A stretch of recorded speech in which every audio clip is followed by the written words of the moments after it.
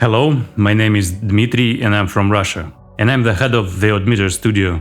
By being an architect and then making games, I devoted my life to the culture of my country. But today in Russia, people like me aren't called patriots, but traitors. They're persecuted and sentenced just because they call things by the names. They call special operation a pointless, crazy war, and people that started it criminals. Many of us who disagree with the regime that allows crimes against innocent people in Ukraine even had to leave the country.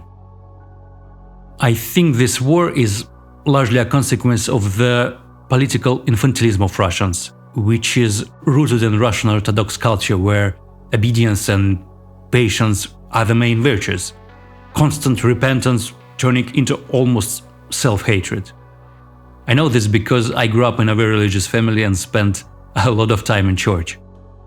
This is the theme that our game Indika explores.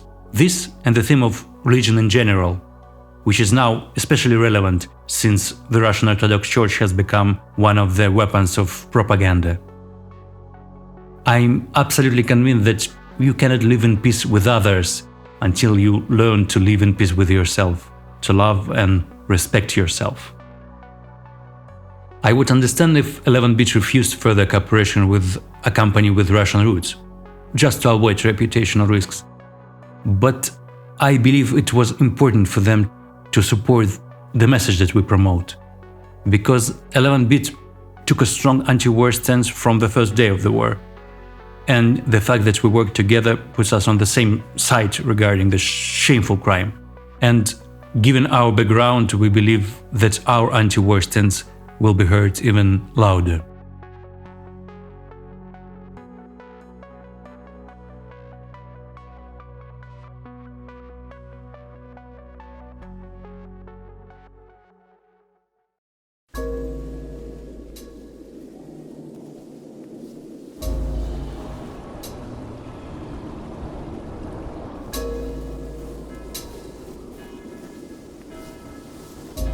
Привет. Let me tell you about Indika. Who is she, you ask? Well, she's a nun. A rather plain one, if you ask me.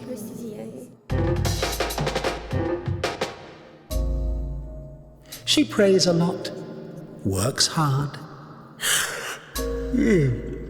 Really hard. On top of that, she's obedient and humble. Goodness, she even finds some time to chat with, what do you call it?